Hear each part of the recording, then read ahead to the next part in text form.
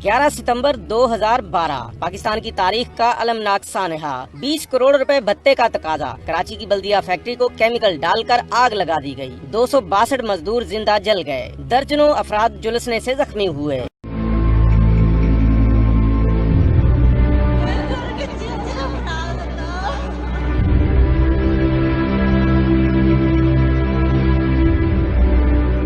Site police ने 24 घंटे बाद मुकदमा दर्ज किया। फैक्ट्री मालकान शाहिद बायला और अरशद बायला ने सिंध हाई कोर्ट लाड़काना से हिफाजती जमानत हासिल कर ली।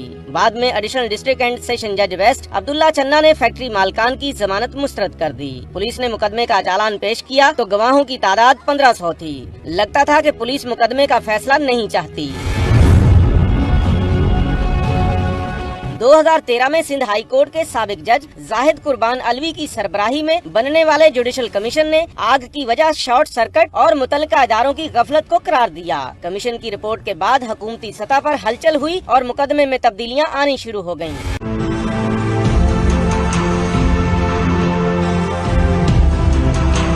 पुलिस ने दूसरा चालान पेश किया तो मुकदमे में कत्ल की दफा 302 खारिज करने के साथ साथ मुकदमे के गवाहों की तादाद आधी कर दी गई। 2014 में मुकदमा एडिशनल डिस्ट्रिक्ट एंड सेशन जज नुशाबा काजी की अदालत में मुंतकिल कर दिया गया। फैक्ट्री मालकान जमानत के बाद अदालती इजाजत से बैरून मुल्क चले गए। साल 2015 शुरू हुआ तो सूबाई हुकूमत ने DIG सुल्तान ख्वाजा की सरबराही में 9 रुकनी JIT बना दी। इसी दौरान सिंध रेंजर्स की एक रिपोर्ट ने मुकदमे में तूफान बर्पा कर दिया। 6 फरवरी 2015 को रेंजर्स रिपोर्ट में बताया गया कि नाजायज असलहा केस के मुल्जिम रिजवान कुरैशी ने इंकशाफ किया है कि बल्दिया फैक्ट्री में आग लगी नहीं बल्कि लगाई गई थी।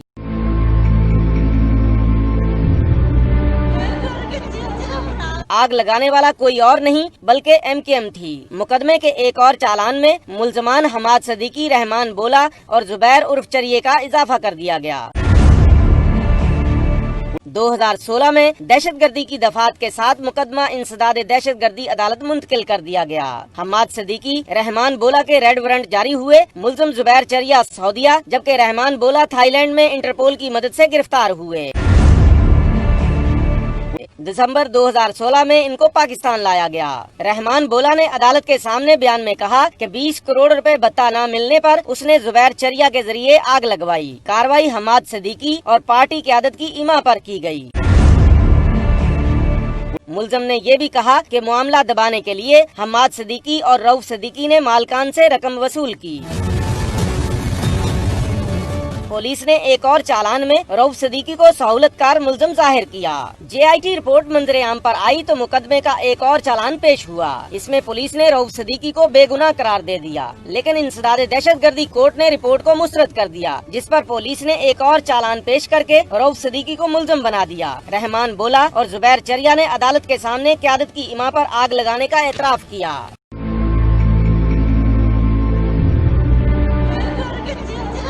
लेकिन जनवरी 2019 में अपने इस एतराफी बयान से मुकर गए। फैक्ट्री मालकान ने अपने बयान में इल्जाम आयद किया था कि उनके वकील नेमत रंधावा को कत्ल कर दिया गया है, जबकि दूसरी जानिब खौफ से कई वकला ने मुकदमे की पैरवी छोड़ दी। अदालतें तब्दील होती रहीं, गवाह मुनहरफ होते रहे, लेकिन रेंजर्स के स्पेशल पब्लिक प्रोसिक्यूटर साजिद महबूब शेख मुकदमे की पैरवी करते रहे। इस्तगासा ने 768 गवाहों की फहरिस्त अदालत में जमा कराई थी। 400 गवाहों के बयानात के बाद 364 गवाहों के नाम वापस ले लिए गए। मुकदमे में मुलविस रहमान बोला और जुबैर चरिया गिरफ्तार हैं। मुतहिदा रहनुमा रऊफ सदीकी, अली मोहम्मद, अरशद महमूद, फजल अहमद जान, शाहरुख लतीफ, उमर हसन कादरी और डॉक्टर अब्दुल सत्तार जमानत पर हैं।